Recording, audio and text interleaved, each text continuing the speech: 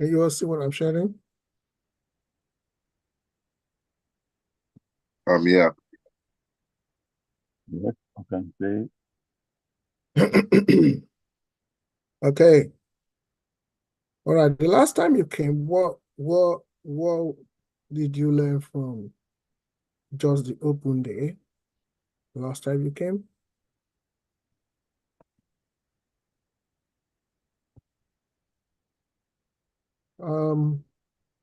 Linda?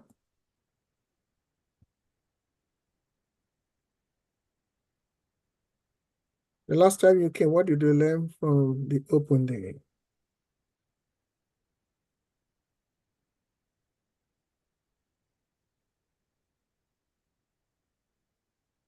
Jolly?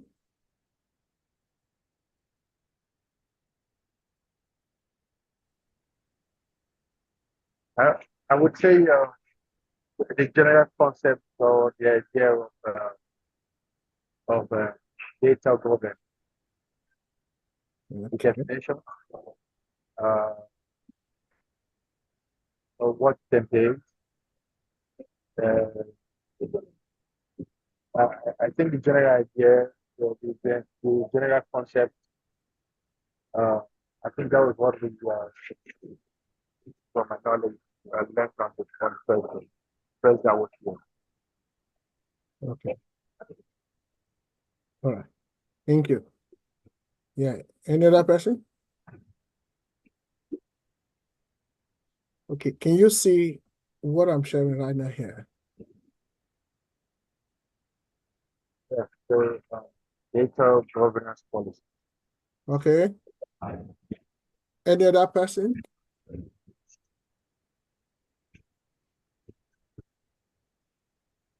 Okay. So if everyone, Tony, can you see what I'm sharing? Data governance. Okay, okay. Data governance what? Policies. Okay. Now, when you talk about data governance, we're dealing with the policies and procedures. So we need to deal with the first aspect of the data governance training we have here. The first, you can find in the curriculum is data governance policies. So I just would to let you know how important this one is. I want to go back to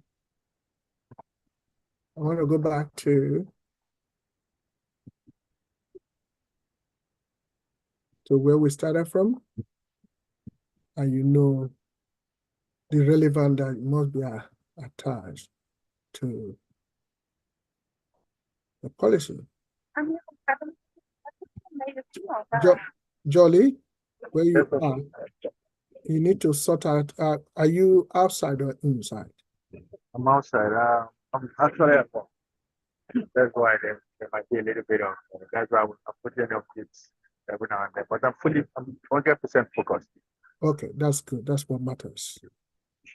Okay, thank you. Now, if you look at this amount, 125,000, 6 figures, for the data governance manager, if you look at the job descriptions to develop data governance, what? Data governance what? Policy. Can you see it? Anthony, can you see that? Yeah, but can you zoom in a little bit, please? I think I'm so video. Are you using phone? Yeah. Can I do landscape? Use landscape. Yeah, let me try. Yeah, that's better. That's better. Yeah. Okay. What are we talking about here? Policy. Is that what you can see there? Yeah, I can see policies. Okay, so they're paying you because of policy, isn't it? paying you, you have to, this is number one. You can see here, number one. Okay? Now,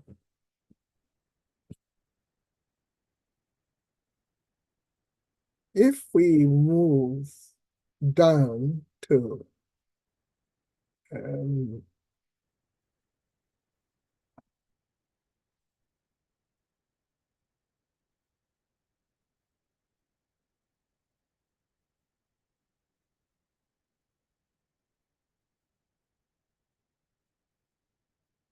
so you need to know the policies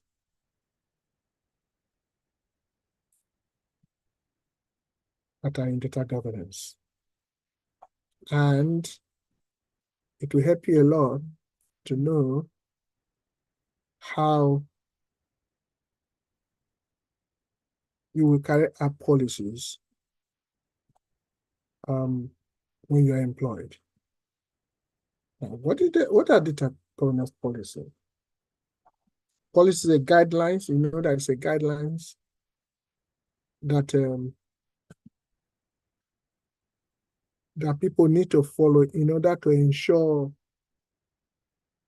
the expectation of a given program or project. So very, very important that when we understand what it means, you definitely have to abide by it or take it as a best practice to ensure the accomplishment of the goal that's expected. Okay. Linda, can you still hear now?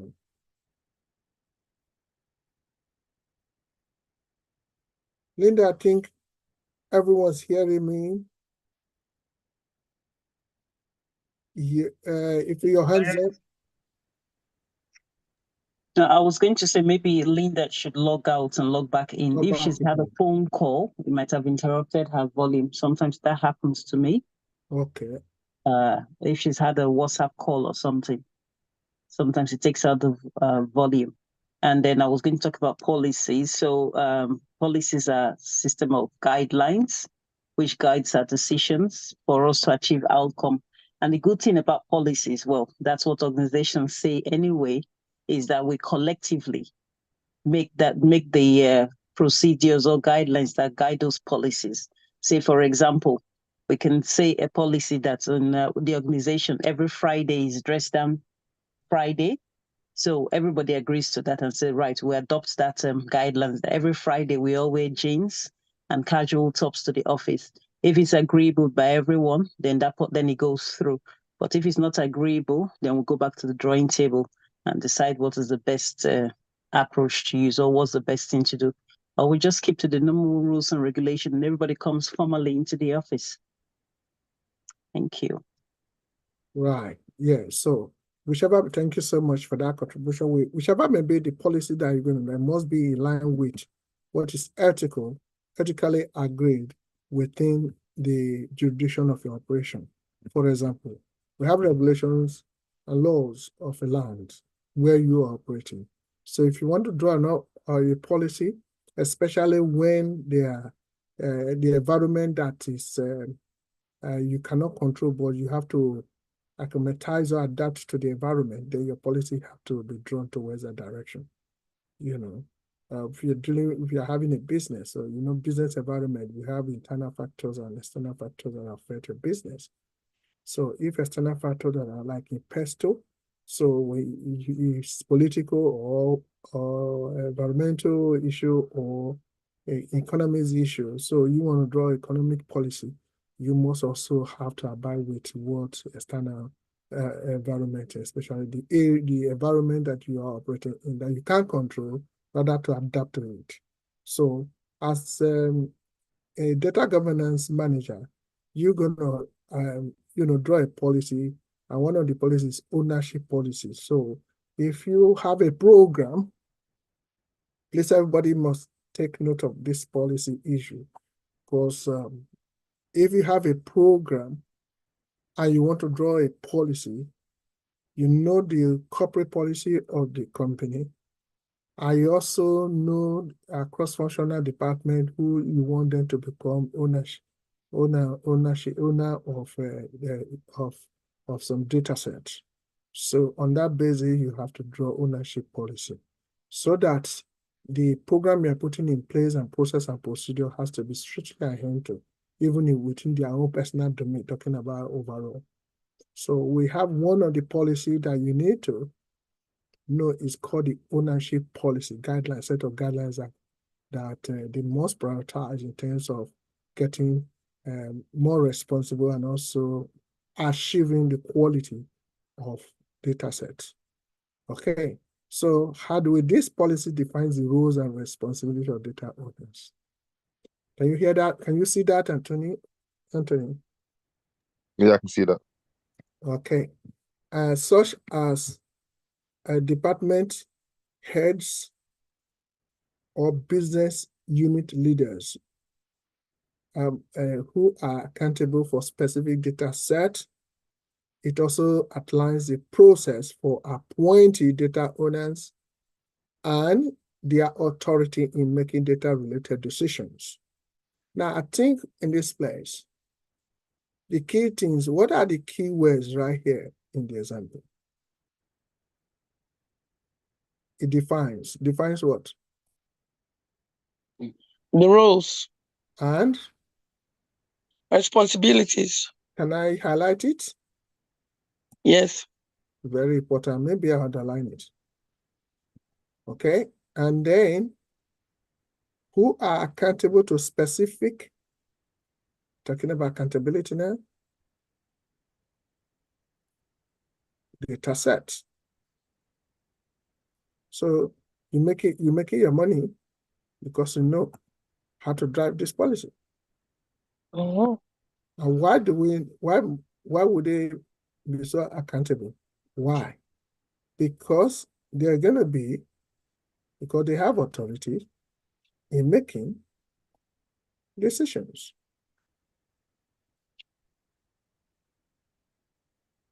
If court, for example, order a bank to give bank statement of an individual to them, who do you think is responsible and accountable for that?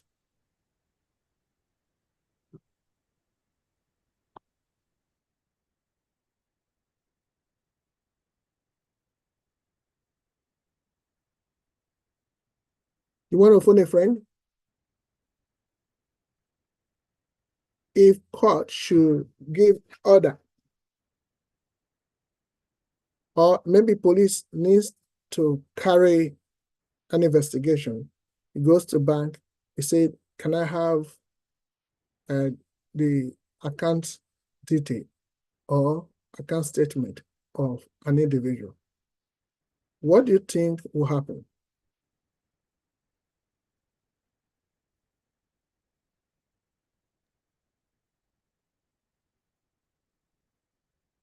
They have to have some kind of permission to do that. The bank would not just give them an individual details willy-nilly.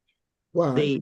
Because they will say it's against their policies to just give out people's information without any prior permission or regulation or some order or something from the court or whoever. So they won't. It's against their policy. If there's a court order. If there's a court order, that's the difference. And even then, you can't just go to the person at the clerk will not just give you the person's details. He would have to go to a higher person, maybe like a manager, who will come out to discuss with that person and say, right, this is against our policies, but based on what you have said and based on the court order, then yes, I'm happy to go ahead. Even then, they will still have to do some investigation themselves. You can't just step into a bank and say, give me all the information about so. This is why people get away with murder, especially in places like Nigeria, because the bank is not willing to open up about its customers. So you could have millions of dollars passing through that person's account. Even if you go to the bank and you say, I need to see so account because this person is a suspected fraudster. He will tell you to go and get something before they can allow you access to that account. Even Facebook, the owner of Facebook what do you call this, that WhatsApp. The police, even in developed countries, can't just have access to information on your WhatsApp mobile. They have to go through a lot of rules, through a lot of procedures before they get access, even if they found the person killing someone in the house. That's just it. That's just the policy. And this is why Facebook always say there's always end-to-end encryption on their WhatsApp messages. So except I send you a WhatsApp message, there's no way you would have that message. Thank you. Yeah. Thank you for your contribution. It's better we know things from asking and responding. If we begin to give an example of things like, it's not about me just training you to say, oh, one is called data ownership policy, and identify the key ways, relevant ways. But if we do not apply them immediately, we will not know where we're going. So the bank can give order through police or through any individual. Before this specific document requested could be given, it has to strictly, look into, in line with the policy, the ownership policy of the bank. If the court gives an order and it's not in line with the policy of the bank will give it up. So, and also there's no ownership policy that has been drawn that is not in line with the societal norms. So there must be reconciliation. There must be, in-depth discussion to see where they have a common ground, so that the data owner will not find itself be part of, people who could, put the quality of data of an individual into risk and non-compliance issue. Non-compliance. So on that basis, the policy has to be drawn in order to accommodate when possible, when things like that arise. If your hand is up.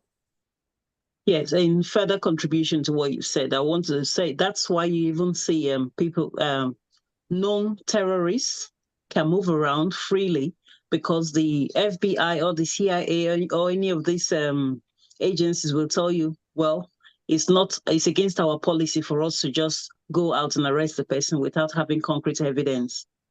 So, and then even at that, they still have to pass through a lot of rules and regulations, so they don't go against any policies they have in place. Absolutely. Absolutely. So now I'm going to ask another question from here. And I want everyone to participate in it, which is possible. We have financial department, we have marketing department, we have sales department, we have human resources department. So each of the head of those departments happen to be, just for the purpose of case study, happen to be the owner, the data owner. Okay? If the maintenance department, the head of the maintenance department requests for account of an individual working in the department of maintenance from account department, is it possible for the owner or the data owner in account department to issue it out?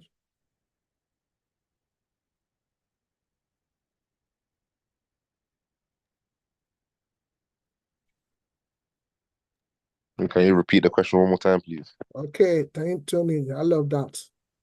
Now, in a company where we have sales department, marketing department, human resources department, several departments, maintenance department, accounts department that deals with payroll and whatever. So if maintenance department, the head of maintenance happen to be the data owner in the data set, request for the NI number or account number of an individual in a maintenance department. Would the accounting department give is it possible for them to give the account number to the maintenance department? And the No, it's not possible. Sorry?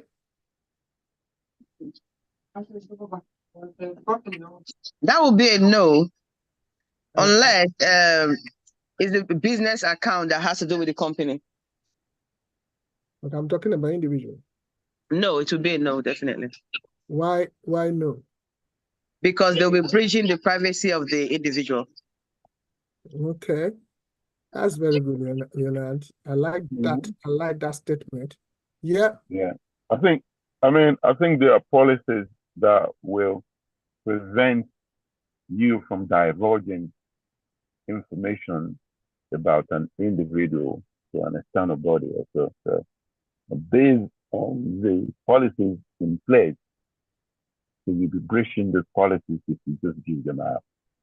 Okay, so in effect, you're trying to say the policy, the data policy, the data owner policy of accounts department must not be breached, or they must be enshrined in it that there's express consent, and that is why that can be given. Otherwise, it will not be given. And there must be, when you talk about express consent, must contain why that request and what will it be used for. Because when you are collecting someone's data, it's ethical for you to state why do you need the data and why you're going to use it and how long you're going to use it for and what will happen when you have finished using it. So, two of you have answered correctly. Ownership policy is a very strong policy in every organization, especially fintech and NHS. You could be an X-ray, you could be working in the X-ray department, you're not privy to the history, the historical data of a patient. And if you request for it, there must be a reason why you want it. Is it to facilitate your job, to make sure you have the right, decision to make based on what you're doing? Or in a fintech, whereby you say, okay, like we use bank as an example now. Not everybody has access to someone's account. Even if you are working with someone's account, you are now having access to some area of the account within the banking sector. So, because there are different people who are ownership of that, of those accounts, there's a policy guiding everyone. So I can't see any reason why some maintenance department may request for NI of an individual from a accounting department or human resources department. Why? Doesn't make sense. And if you really need it, you have to explain yourself why you need it. So that's why we have ownership data policy. Because you must not cross, there's a boundary you give to people not to enter your system. It happens in the university. The engineering department can have access to economics department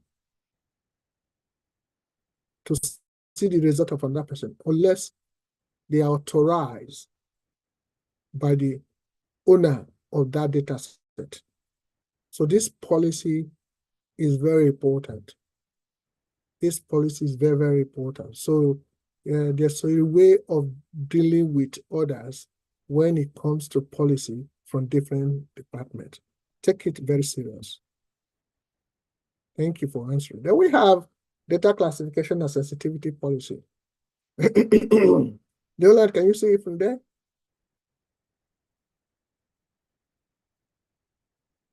Yes, we can see it. Okay. Oh, Leland, are you the same place with Linda?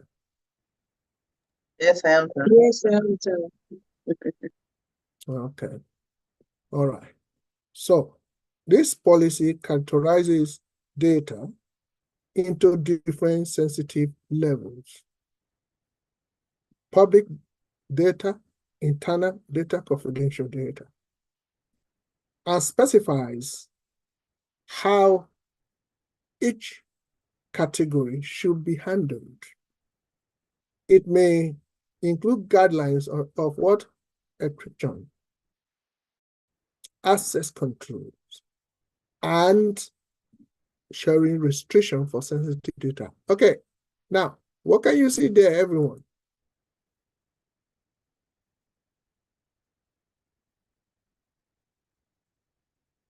What can you see there? Different levels of sensitivity. Classification and sensitivity policies. Okay. Different. Okay, if we have to highlight right now, data set into what different sensitivity level? Eh? You want us to do this? So let's highlight it. Okay. Mm-hmm. All right. We give example already here. We're going to deal with that. And Let me try. yeah. And when they say into different sensitivity level, it depends on what the data is. Well, for example, if the data concerns the national security, that is a very high level of, that's a very sensitive information to be given out. That's correct. So that will be what?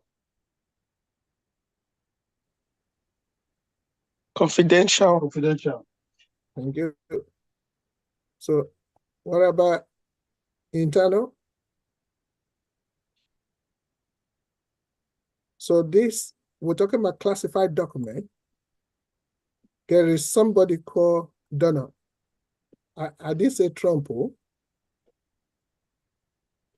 He carried classified documents. Classified documents are documents that not even people within the corporation even know about. Except few people. In fact, it's meant for like very, very few minority. If we're talking about country, those who know about classified document, it's not even up to 0.002%. So the security, the CIA, the head, FBI, the head, probably, the vice president, the president. Yeah, and then maybe past president. And they don't even have to keep a copy of the same, because that's a breach of security. So be highly classified. So there must be policy for such sensitive data, highly classified. But there are documents, there are data that you need to have internal, only internal. So in a company, everybody within the the enterprise, they are privy to internal documents. But what about public?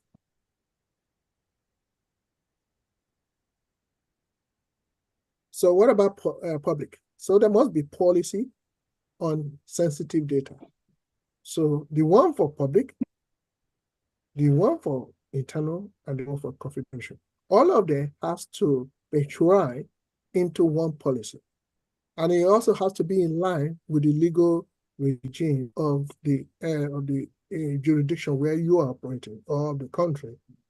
So take advantage of of what you know, and make sure you draw your policy to reflect the same in order to also achieve your corporate goals.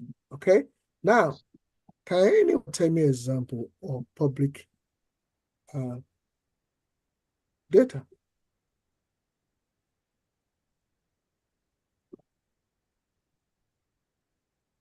Let it be more participatory. Public data. Article in the newspaper. Newspaper. That's good. Who said newspaper? Me, Who sir. said it? Here you go. Are you speaking through another voice? I heard it through another voice. Newspaper is for public. It's a data. Public. Yeah.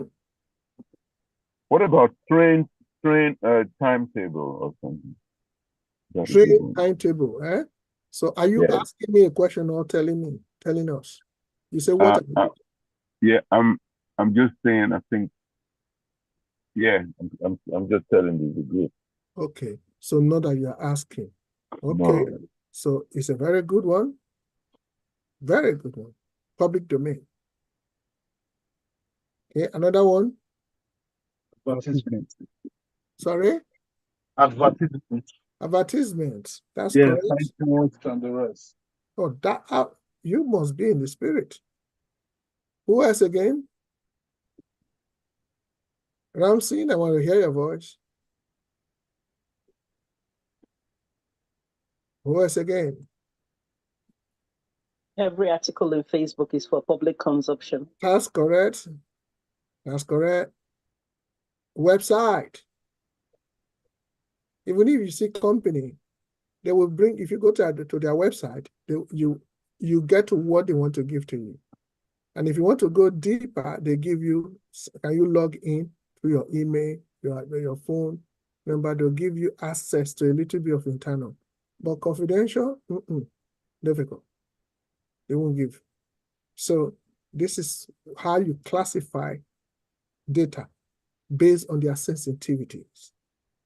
This one with public, yeah, it can go public, it can go on public domain. Then this one, they have to have access to registers so that we know where our data have gone. If there's any risk or no compliance issue, we can trace the person. But confidential, not even everyone in the company knows about it. So please know that when you're going to be drafting policy like this, because your employer will tell you about policy, even if they don't tell you, because you are initiating or maybe creating or developing policies, just come out with this and let them know that I think we need to know the different classification of data so that we know where we can do our policy to reflect the same.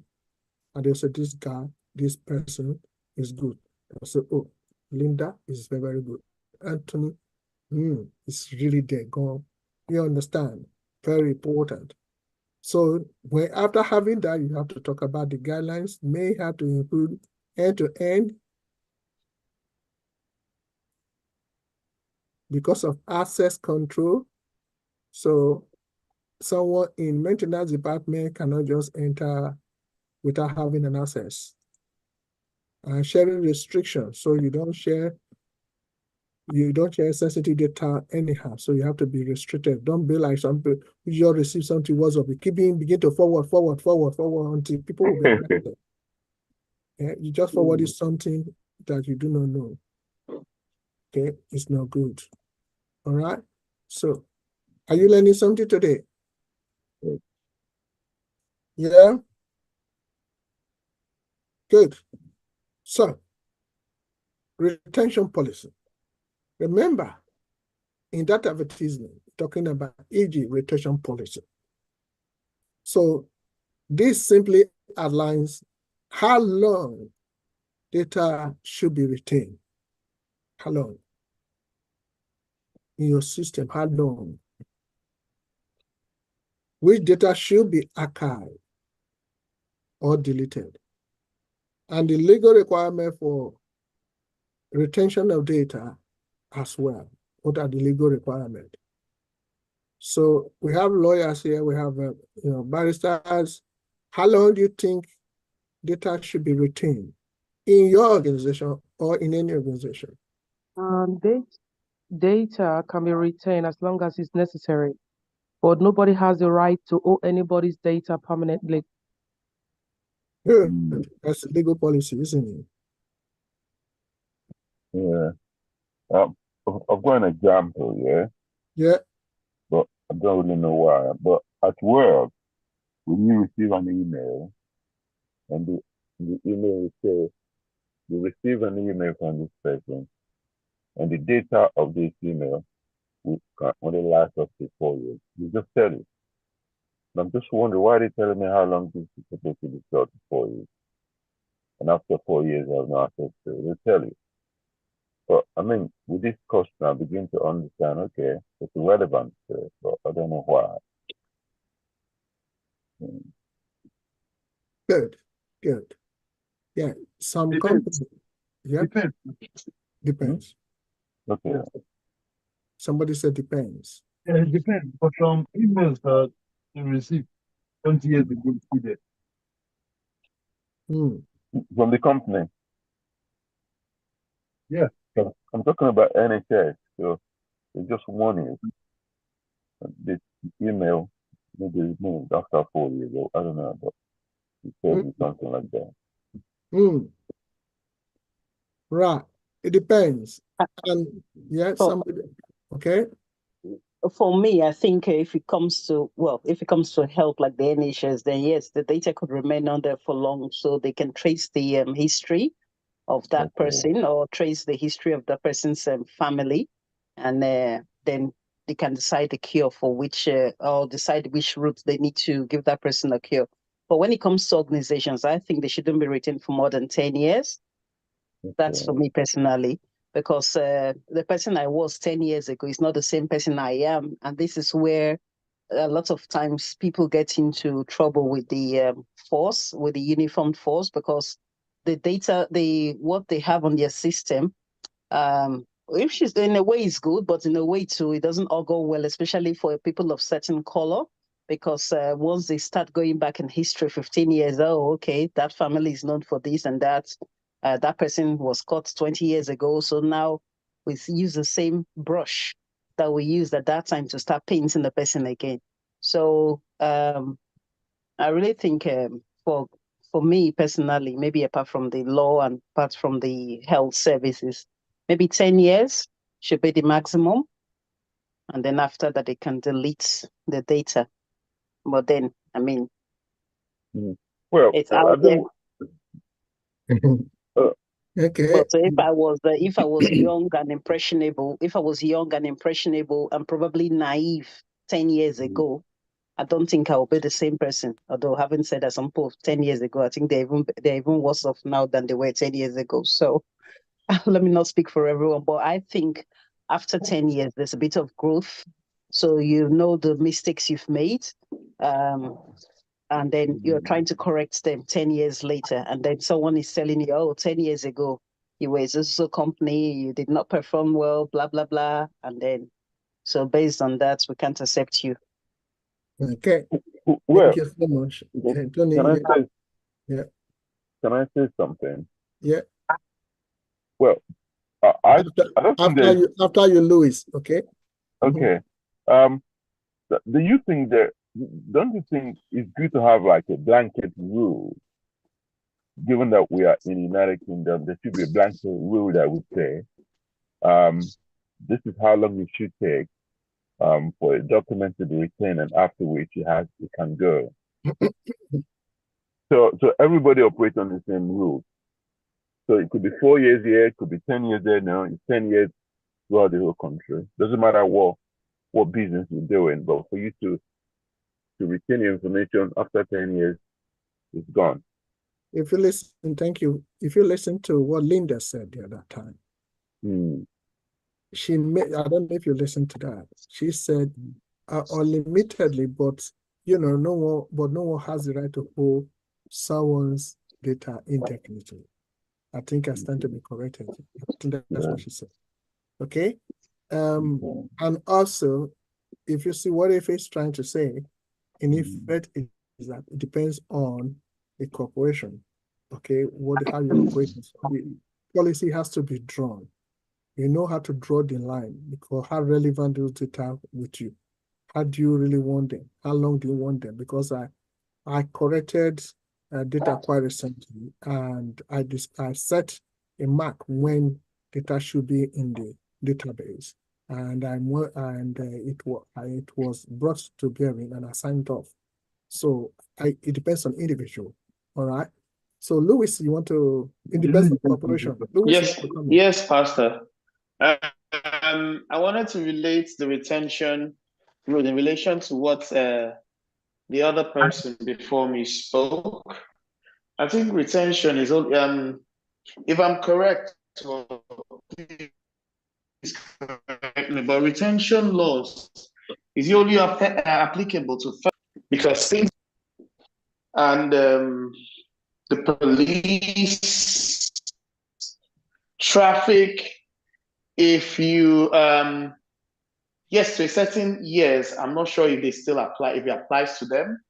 But when it comes to records, they can pull up records for up to 20 years.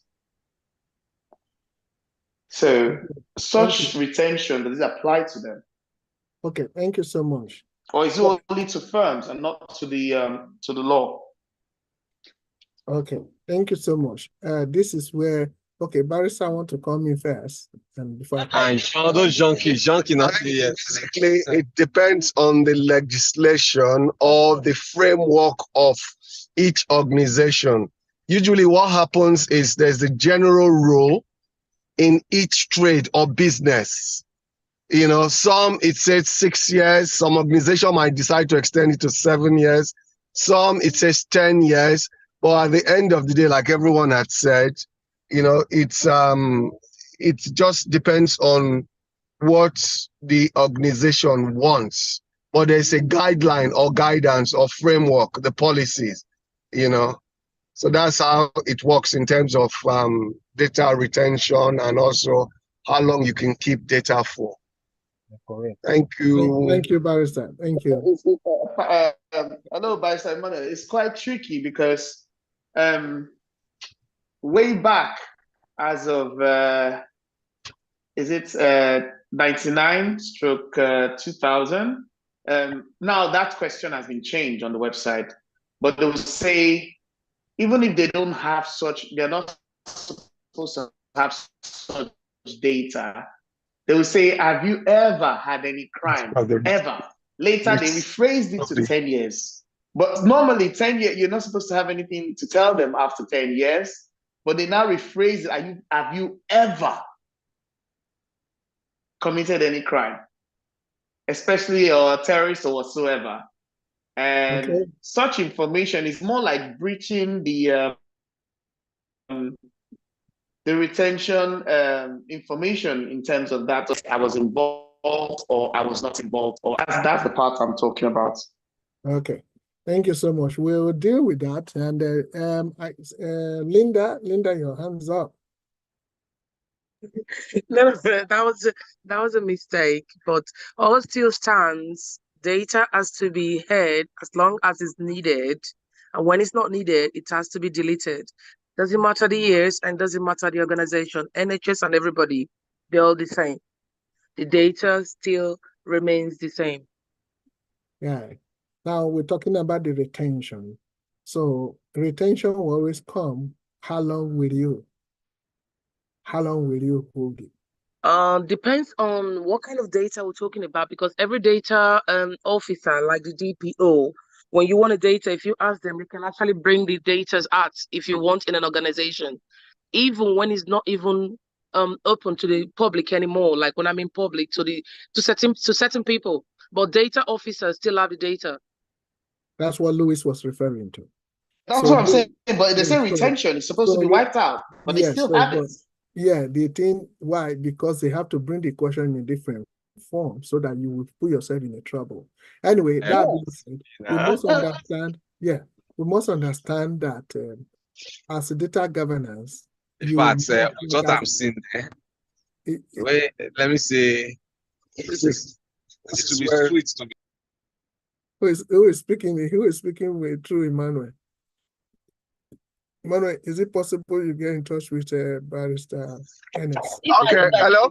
Yeah, I just wanted to add that let's not forget the fact that we have what is known as storage. Some organization from their system, that's why we have, like Pastor would say, Iron, what do they call that place, Pastor? Where you have this, where they store? Iron Mountain, exactly. You know, even after they've gotten the information. What's an Iron Mountain, please? I'm just saying that word for the first time. No, Iron Mountain is just very close to Thamesmead there, because I was a data solution manager. I mean a planning manager. So I building the data solution. They will have a lot of in the United Kingdom, very powerful and bulletproof ones. So I was a member of the team as a manager, planning and execution of the same. But I know what that means. We're talking about we're talking about Barrister, you were speaking before, isn't it? Okay. Now sorry. What I was saying there are some organizations after they've even probably deleted information, and I'm not using the right word, after they've data cleansing, yes, data cleansing, deletion, and ensuring that the information is not actually open to people that had access. They could actually store the information somewhere that if you need to get information, because I know that there are times people will say they want some information from their very old files that are more than 10 years or 20 years. So they have to go to storage, to get some of those information. Yeah. Thank you. Well, thank you. Well, what we're saying now, because this is issue of risk now, not compliance. So if you must retain, you retain. If you must delete, you delete. If you must archive, you archive. But retention. Yeah, sorry. I think that was the word, archive. That was the word archive. Yes. Yeah. So thank you. Now, if you have retention on what basis? Or how are you drawing your policy of retention? Is it retention in order to say it should be archived and only a few people have access to it? Then you have to classify that data. So, and even with the classification of such data, you see retaining it, but few minorities have access to it. So then what about, do we require the data for us to retain? But how long do we retain? Like as Linda said the other time, in most cases, you can retain. There's no limited time to retain, but you are not expected to have someone's data unlimitedly. So at the end of the day, you have to draw the line. It depends on how sensitive those data are. And also, the reason why we're discussing this thing, because you're going to carry it out. Either you create the retention policy like as that advertisement has gone on there, or you develop a retention policy. Whichever may be the case, you must know what you're doing. Don't forget the legal framework that is existing where you are operating as an external factor. And now you have to customize your policy in order to reflect the same and also reflect your own personal or corporate goals. How long am I going to retain? How long am I going to retain this policy? Retain people's data within the organization. So many years ago, I tried to get my pension money from a corporation where I worked. The first thing they told me, they say, you were so lucky that we just have about 2 months, we won't retain it anymore. We'll pass it across where you can get it. There's where we can get it, even if your data is no more with them. They will send it to a specific, data who will retain all policy, old and new. I was so shocked. So that means every company has got how long they hold people's data, and depends on the company policy and also depends on how sensitive those data are to them. So they can classify them as well. So it depends on individuals. So when you are employed, you need to discuss with the legal team of that company issues like this. And that's why in most cases in data governance, people who are in the legal sector, a sector, are the people flying a lot in data governance manager job. Because policy is very important, because when the policies are not in place, strategically things will be in problem. We can't move forward. And people affect the corporate decision making. Very important. So always consult your legal team, company's legal team, to be certain of how long and what to do in terms of retention. That's why the legal requirement for it. I think I should have highlighted legal. So Anthony, you didn't tell me to highlight this. Anthony, should I highlight legal? Yes. Thank you. Yeah. Okay, there are 2 Anthony here, so. Oh, okay. Yeah, so when I say Anthony, 2 can answer me anyway. So I put legal requirement. So how many policy have we talked about now? Retention policy. Which one again? Classification policy. Then Data ownership policy. okay, let's go again. Data owner policy, retention, classification policy. Okay, where the Donald, did this say Trump? No, okay. And then retention policy. So we have data quality policy. This is big. This is really big if you want to become a data analyst. This is really big. You have to define standards, data standards. Anthony, do you want me to highlight this? Yes. Good. So this policy defines the standards for data accuracy. So if you want to say, this is how data have to be termed accurate in this enterprise, you have to define the standards. Okay? Yeah, this is how data is regarded as complete. You have to define the standards. Oh, how consistency is the data? There must be standard to that effect. Oh, and timeliness. Is it coming in real time, or how long will this data could be looked into? Very, very important. With these standards, in terms of accuracy, even as far as to unique as well, your quality of data will have what is called integrity. People will trust your data. But this policy, if it doesn't define standards of how data could be accurate, complete, consistent, to avoid avoid duplication, redundancy, then there's going to be a problem. So it also outlines processes. So it is very important we talk about processes. You define the process, how to achieve these standards. Processes for what? Data validation. Anthony, if you want me to underline it, it will be good and very bold. So two things: one, definitions, then the other one, outlines. Defining what standards for this, and then you also outline the process to achieve all this by validation, cleansing, and data quality monitoring. You have to monitor. Sometimes you monitor it automatically if you set it, so that when there is any problem, there will be alert. So this policy have to define that. Okay? Can someone tell me any standard that can make a data to be accurate? Accurate data. Accurate data. You're already doing your practical.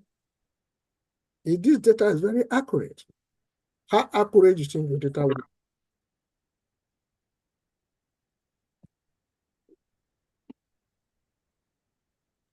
be? You can have checks to see the quality, and if data needs to be updated. Yeah, like what? That the data is accurate. Yeah.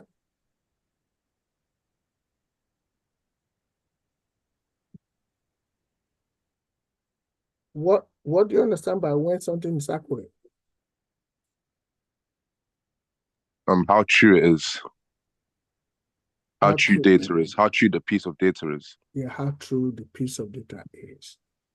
How true the piece of data is. Can you give me an example? Train times, for example, how accurate the train time is. When it says the train is gonna get here, it will get on that time. That means it's accurate. That's correct. Anthony, you are in the spirit. Anthony, yeah. If I grew up, I'll be like you. Train times. How accurate is it? Okay? how accurate it is. Have you heard of something called, have you heard somebody called Michael Fish before? Michael Fish is a newscaster. Yeah. Weather. Tells the weather. Yeah. Focus. Did you say goodness? No, I said he forecast the weather, Michael Fish. Yeah. So have you heard them say, oh, are you speaking like Michael Fish? Have you heard the word before? No. Okay, what do you know about Michael Fish? If I remember, Michael Fish used to forecast the weather, was it? That's correct. But what do you know about Michael Fish apart from that? Okay, I'll give that as an assignment. You guys can Google it and look for it. If you've been in this country for a long time, you should be able to know Michael Fish. And were you speaking like Michael Fish? Michael Fish will tell you that there'll be sunshine. Michael Fish said you can go out, there will be sun today, a lot of sun, and you'll be amazed that there will be rain. Michael Fish and became more popular based on what and people still defending Michael Fish. So that's what Anthony was referring to. How accurate is the train times, departure times, arrival time. How accurate it is. Okay, your Michael Fish will give you a weather forecast, and sometimes you see different things. Okay, that's good. But anything complete to be complete. Oh, this data is complete. What does that mean?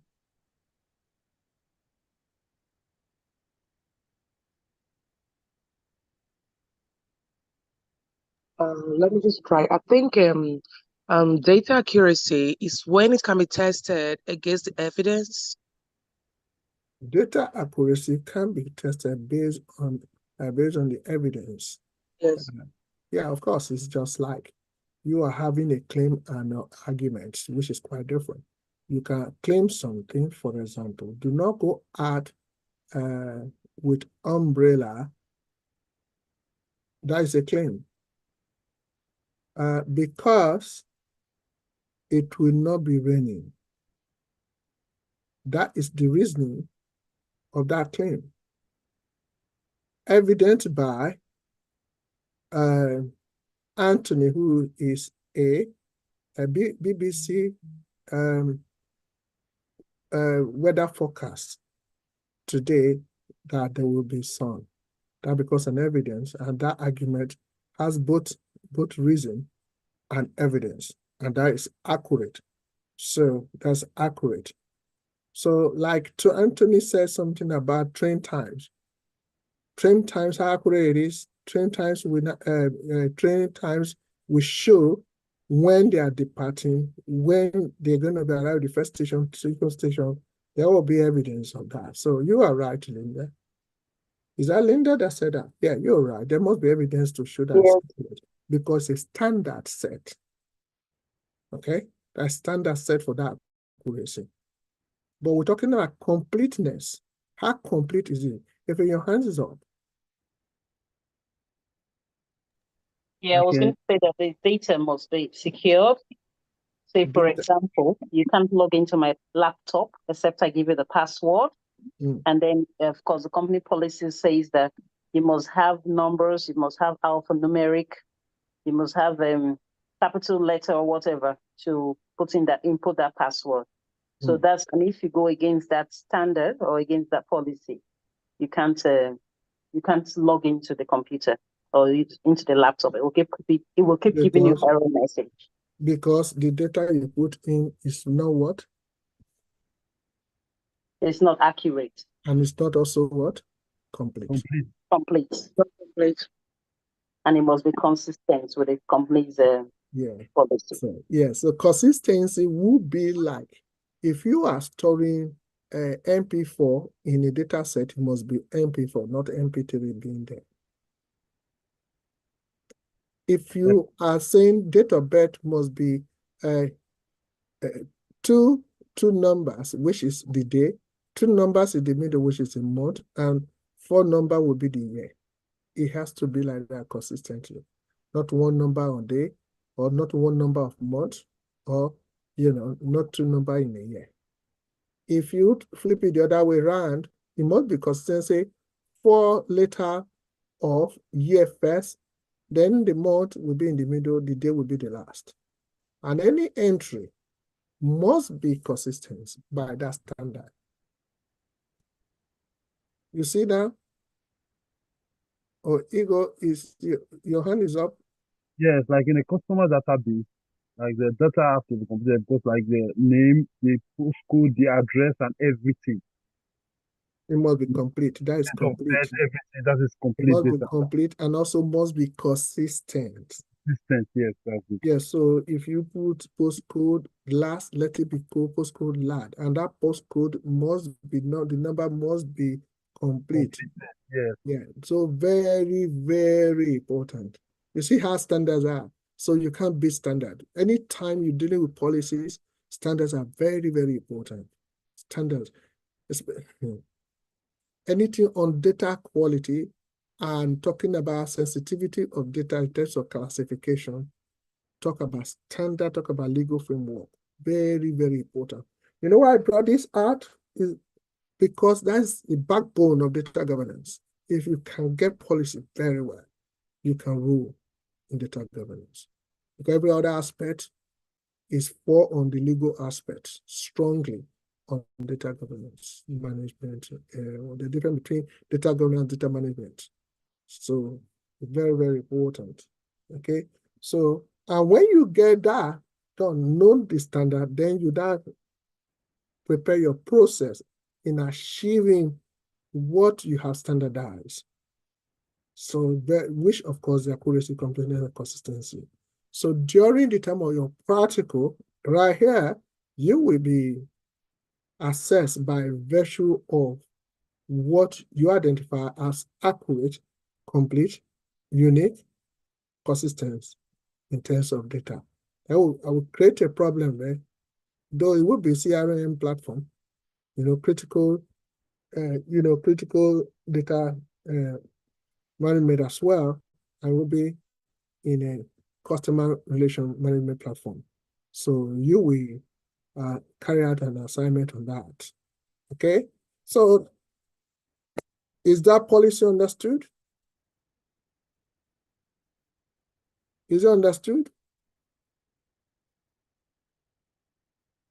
Yeah, do you want us to start it again? Is that understood?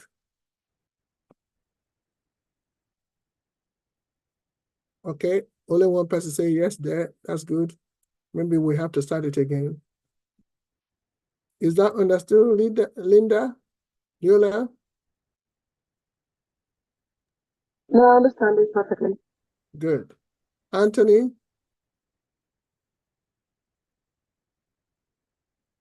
Yeah. Yeah. Understood, yeah. Good. Who is on Samsung? Samsung? Who is Samsung? Can you speak to me?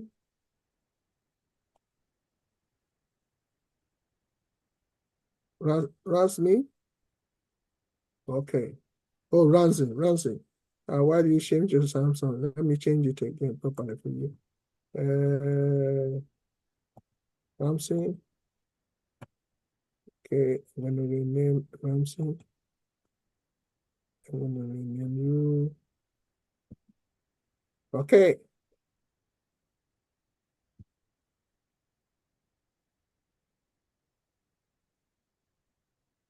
Okay. Right.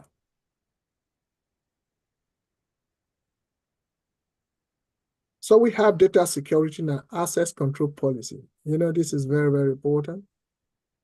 So what this specifies is simply who has access to what? Who has access to what? Access to the data. To the data. Yep. Authentication and authorization procedures. Anthony, do you want me to underline it? Yes. Just it. Okay. Have you seen authentication before? Not here, but You haven't seen authentication on your phone or your Microsoft. So, and the requirements for securing data in transit and at rest. This requirement is very important. This requirement for securing data, very important. That was the reason why they fined Facebook of 2.8 billion 6 months ago. Yeah, they try as much as possible to transfer data from Europe to US, and their bit of transferring data from Europe to US did breach data compliance, and they were fined $2.8 billion. Anyway, they paid. So that's a huge sum of money. Yeah, at least. Tony, if they give you that 2.8 billion, can you manage it within 1 week?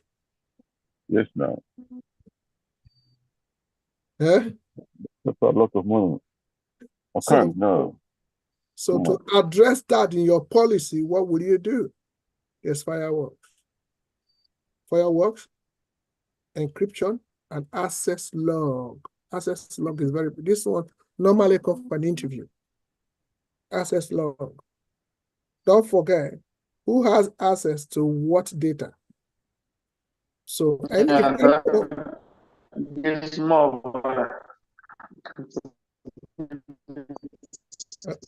Louis, would have loved to hear you, but you're driving and we find it difficult to hear you. We want to hear you, but the thing is that where you are. Sorry, I was talking to myself. Sorry. Hey, let me make my mic. Sorry. Okay. So on what basis, we didn't hear what you said anyway. So on what basis is that if you are working in the same company, not everyone has access to what data they want to. There must be authorization and probably authentication to know whether you pass through the procedure properly. And also, you need to address inconsistency or risk or a non-compliance issue by having fireworks, encryption, and access log is very important. In fact, this comes automatically somehow in your program. So anyone who has access, whether you are authorized or not, there must be log, access log, who came in, at what time. So what happened to the data? When did that data compromise or whatever? So access log is very important. And that will make you to know how best you can secure your data. And also the policy that can give access to someone who can come into your domain. Okay, very important. Any question on this? Have you signed to a system whereby they now say you need authentication? Have you signed into a system whereby you have to have authorization? Okay. Yes. Louis, you can speak if you want to speak. So Louis? Yes, Pastor. Yes, ma'am. Am I okay to speak? Yeah, you're okay to speak. Okay. In terms of policy authorization, yes, I can definitely relate to that because we have a new policy that was set up on BMWs, and that links to other third-party companies that we have to get into that platform. And yes, we've been giving all the policies and guidelines, which gives us power to execute such services. but we have to get authorization. Now that authorization is not something that you just call and they know. Reference number have to be generated from the system, from BMW or other third-party company before we can execute such power or services under their database. We can't just go in, even when we have the login to go in and do it. Who generates that? Now you have to make a call, talk to them, and then they have to clarify who you are. Already from your login, they know you're from the company you're calling from, and then log in your details, see what you're talking about, see if it's in line with what they have on their own database, that yes, that's the policy for whoever it is. And then they go into details. Already from the same platform which we share, they can see that we put it on their system. All we need is just for them to give us authorization. Without that, if we go in, it's going to cost our company huge amounts of money. Well, can you tell us who actually have the authorization accountability? So the other third-party company, because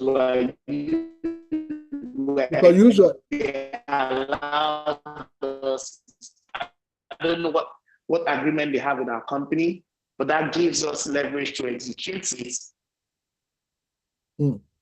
Okay. With our authorization first. Okay. We might have to hear from you again, but though the little we have heard, that's really good for us anyway. I will ask a question. Maybe you will not be the best to answer it, or that will answer. If your hands up, okay. You were talking about if we had some sort of access to data where you have to use dedication. Yeah. And I was going to say the banks, a lot of banks use it. My Barclays, if I want to log in to do something, or if I want to make a payment, depends on how much the amount is. They send me, they said I have to use the Barclays app or use my phone text message, and then some sort of code is sent to me, which I have to input into that system before I can get access to make that payment. That's correct. Okay. Thank you so much. Someone who is having that is telling you they are the custodian of your data. So anyone who is giving access is someone probably has automatically been incorporated in their system, that if you have to have an access control, you need to just put few data in, and they will generate you a code. Some could be a QR code, some could be just a code for you to copy into a system. Automatically, you will not have access to it. That shows that they know you already, because you have filled a form to have access control. Okay, and that has to be enshrined in the policy, because they can't do that. They can't generate such a code without that in the policy of data security and access control. And has to tie it into the corporate goals of the company as well. Very important, very important. These are typical examples of data security and access control policies. This is a policy. This policy is very important, in any corporation. Once you are employed and having 6 figures, remember that. We have that privacy policy. Whenever we talk about policy, data privacy, what are we talking about?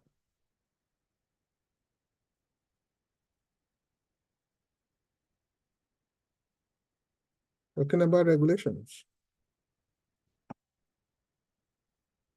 Regulations. Okay? And there must be concept.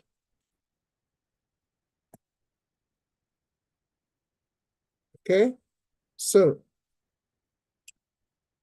but data privacy and data security makes what is called protection, data protection. So security is about authorized access, while privacy is talking about, regulations. that will take care of compliance. So wherever you talk about regulation, talking about compliance issue. So wherever you're talking about security, data security, talking about access. Data privacy, talking about compliance. So two of them comes together to become data protection. You can either have the data protection policy, which will comprise of both privacy and data security, or have them independently. But in this training, I attempt to really deal with them independently so that you will see the two sharp differences that exist. Privacy, talking about regulation. So how am I protected with the legal framework that is operating within the area where my company? What is happening in United Kingdom? I mean, in Europe is not the same thing happening in America. So once you are employed to work in America while you are in London or while you are in Nigeria, you must understand the legal framework that they are operating in terms of regulations and everything. So, and if you are not, if you're not acquainted with it, they're definitely going to have a compliance issue to your company, and that will damage the company image and reputation. Stakeholder will not take it easy with you, especially stakeholder that is also a shareholder. So it's very important. So this policy aligns with data protection regulations like GDPR. This is Europe. Even with this one, UK has got their own within the GDPR right now. And you need to find out very well. And this is America, okay? This is especially California, okay? And also it covers topics such that subject consent, very, very important. The right to be forgotten, and data breach notification also has to be there. If there is data breach, there must be notification. How long will it take? You don't need to hide that your data has been breached. You need to come out quickly. And also have in that policy, they must have prompt, will you mitigate and get such breach? So that people should have confidence in the data you hold concerning them. Okay, and data processing limitation. Very important. And if you are so acquainted with this, such as GDPR, and also has CCP as well. So in America, we have California, where we have insurance, this is health insurance protection in America as well. So these data are these regulations are very, very important when you are dealing with data privacy. Okay? If these are breached, then there will be consequences. Okay? All right. So we have data sharing and cooperation policy. Can you all see what we're sharing? Data sharing and collaboration policy. So, example of such policy would be what?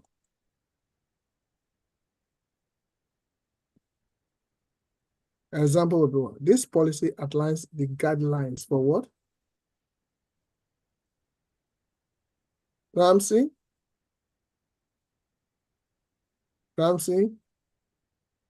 Sharing what? Sharing what? Anthony? Yes, These sir? guidelines. Can you see what I'm sharing? Yeah. So data Yes, sharing sure. and collaboration policy would be what? It shows ethical guidelines for sharing data within internal and external stakeholders. Yeah. Okay. Have you heard the word stakeholders before? Yes. Have you heard the word stakeholders before? Yes, I have heard the word before, yeah. What about another person? Have you all heard the word stakeholders before?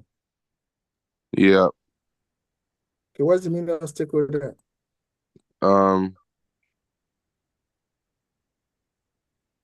A person that has an interest in the business.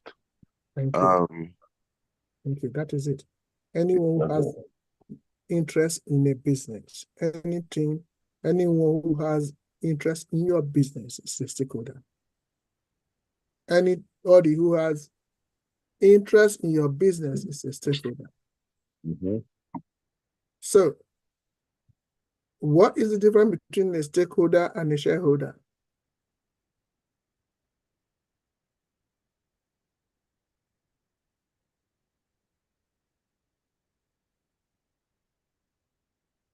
Sorry, what was the question, please? What is the difference between a stakeholder and a shareholder? A shareholder owns a part of a business or owns stocks in a business, while a stakeholder, they only impact the business. No, they can have a share, but they mostly impact the business with their interest or concern. That's correct. That's correct. Thank you, Anthony. In most cases, when you ask people stakeholders, what does it mean? They define shareholders. It is possible for you to become a stakeholder and not be a shareholder. But also, you cannot be a shareholder without having a stake. So that means every shareholder is a stakeholder. But for a stakeholder, you can have interest, but you do not have a share. So, for example, if you have a restaurant, what are the stakeholders in that restaurant? The customers. The customer, number one. Anthony, you're very, very right. The customer. Okay.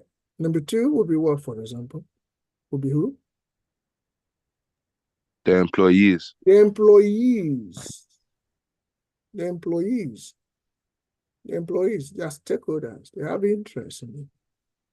What about another set of people, stakeholders? Can the consumers be the stakeholders? The consumer, which are the client, what are the customers? That's what Anthony said. Okay. Thank you, Linda, for complimenting Anthony. What else again? Who else again would be a stakeholder of a restaurant?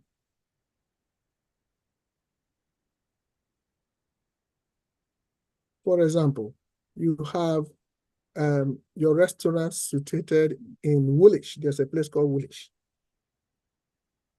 Okay, so who do you think will be stakeholders to the restaurant? The people who live around there. Sorry? So the people who live around Woolwich. People don't need that. We just said that now, that be the clients.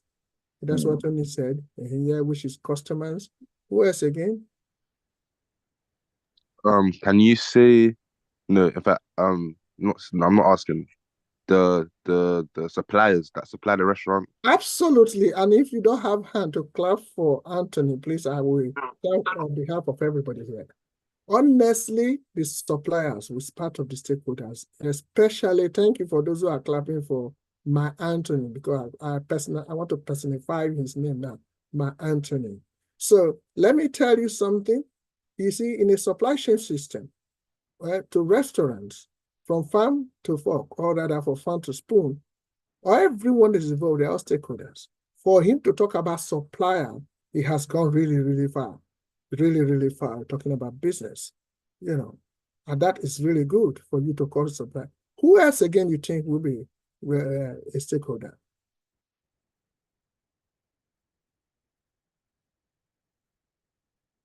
It's good for you to phone a friend, no problem.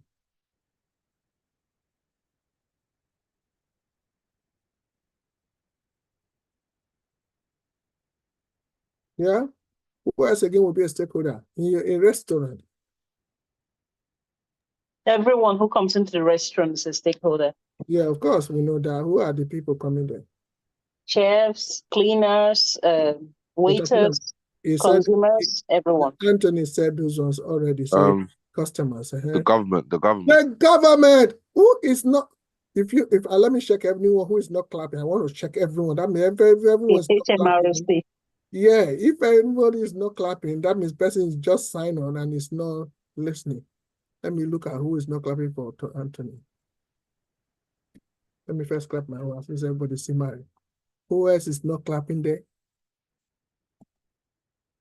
The government.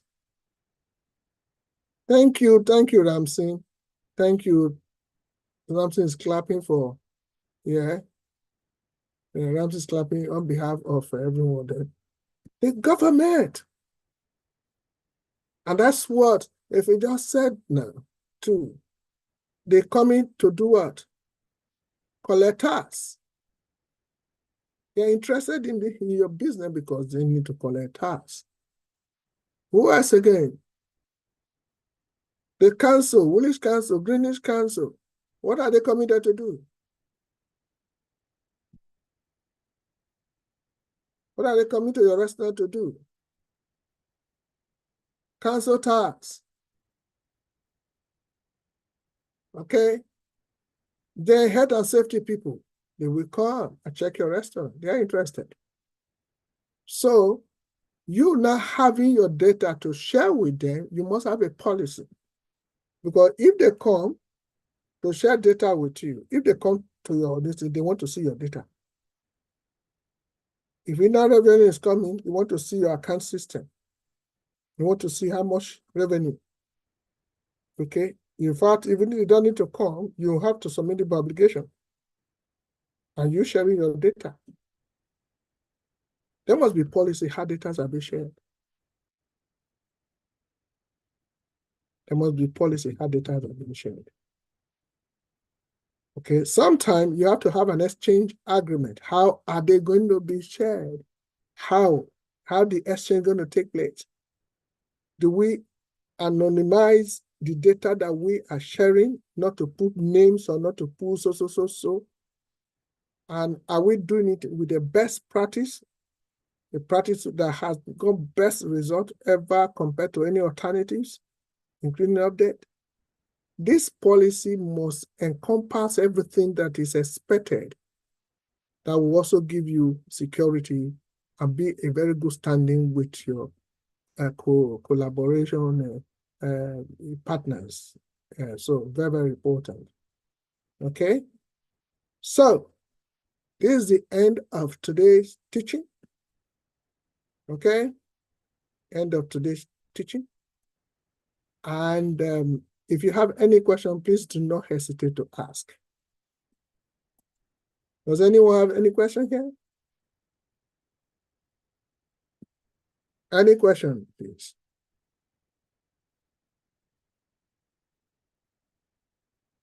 Any question? Yes, None sir. from my side. Sorry, Ego, do Yes, you sir. just ask The question? data privacy policy, you Yeah. have the GDPR and the HIPAA. What does that stand for?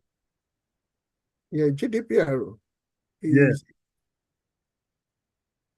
is the framework of privacy that's regulating the privacy of UK, Europe. Okay. Mm-hmm. And why the other one is about the one in America? We're talking this is about health insurance protection and authorization, so access authorization. So, and this is in America. And there's also called CIPPA. That's one specifically for HIPPA, yes. HIPPA. Sorry? HIPPA. HIPPA. This is about health insurance protection I think authorization access. Okay. So it has a very, if you read what is right there, it's it enshrine everything about data bridging, bridge notification and protection, processing limitation and everything.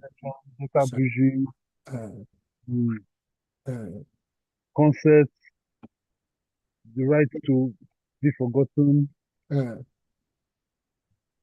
so notification processing limitation. So data protection regulation within the Europe is GDPR as well. Okay. So it's very important that you have that known when you are employed so that you know what you have to deal with it. Okay. Thank you. Okay. Any other question, please?